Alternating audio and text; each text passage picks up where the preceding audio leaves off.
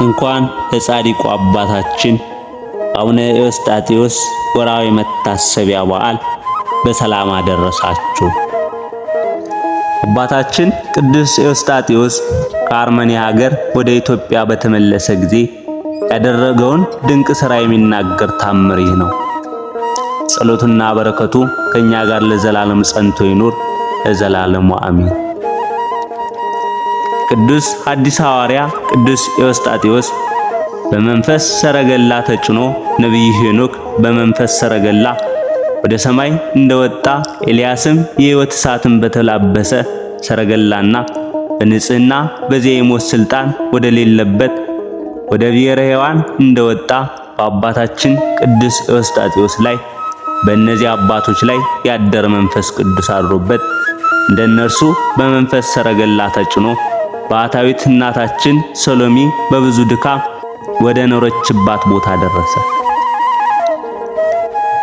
ይህችውም ዘቢያት ከሚባል ክፍል ብሔር በልጅነቱ አባታችን ቅዱስ ኤዎስጣቴዎስ ያመነኮሳት ልጅ ናት።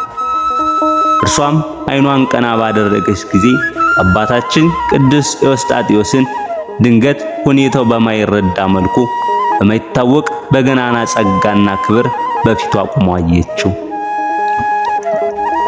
እርሷም የከበርክ አባት ሆይ ከወዴት መጣህ አለችው። እርሱም ከአርመንያ መጣሁ አላት። አባት ሆይ ወዴት ትሄዳለህ ብላ ጠየቀችው።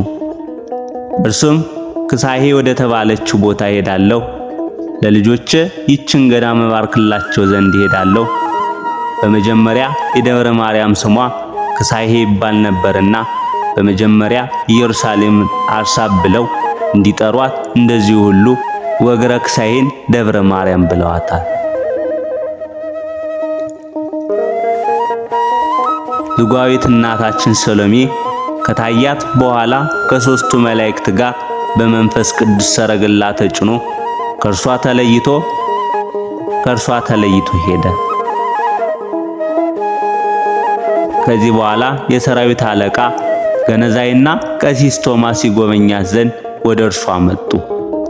ሰሎሜም እንዲህ አለቻቸው፣ አባ ኤዎስጣቴዎስ በደመና ተጭኖ ወደ እኔ መጣ። ከእርሱም ጋር ከአርመንያ አውራጃ የመጡ ሁለት ጎልማሶች አሉ።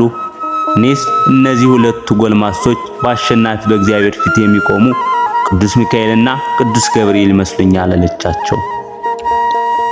እንደ ኤልያስ በሰረገላ የሚጫን ያደረገችው የአባታችን ኤዎስጣቴዎስ ቅድስና የድንግልናና የንጽህና ኃይል ምንኛ ድንቅ ናት!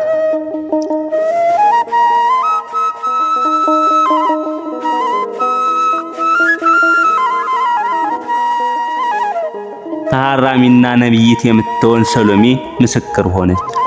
አባ ኤዎስጣቴዎስ በጌታዬ በኢየሱስ ክርስቶስ በእግዚአብሔር በቃሉ ሥልጣን እኔ ከባረኳት በኋላ በዚች ምኔታ የሞቱ የተቀበሩ አይሆኑም አለኝ ብላ ሰሎሜ መሰከረች።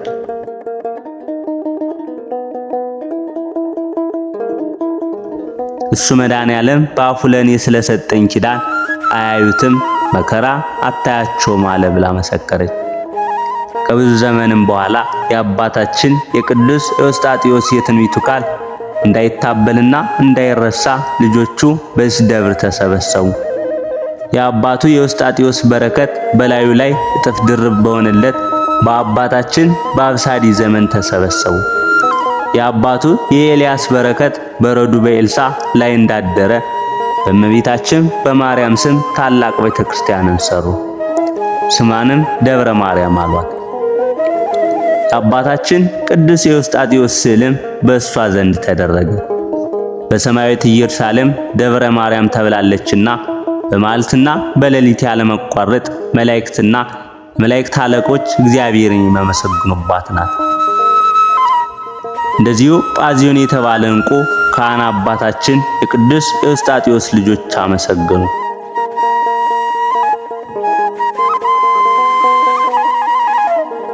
ደም የሚመስል ዕንቁ የተመረጡ ሕዝቦች እንደ ብራና እንደ ወርቅ ተፈትነው የጠሩ ናቸው። የማርያም ደብር በምትሆን ቦታ የሚጋደሉ ሽማግሌዎች ፍጹማን መነኮሳት ለአባታቸው ለቅዱስ ኤዎስጣቴዎስ ቃል የሚታዘዙ ስጋን ከመብላት ወይንን ከመጠጣት የተከለከሉ የእነዚህ የመስተጋድላን አባቶች በረከትና የአባታችን የቅዱስ ኤዎስጣቴዎስ ጸሎት ከሁላችን ጋር ጸንቶ ይኖር ለዘላለሙ አሜን።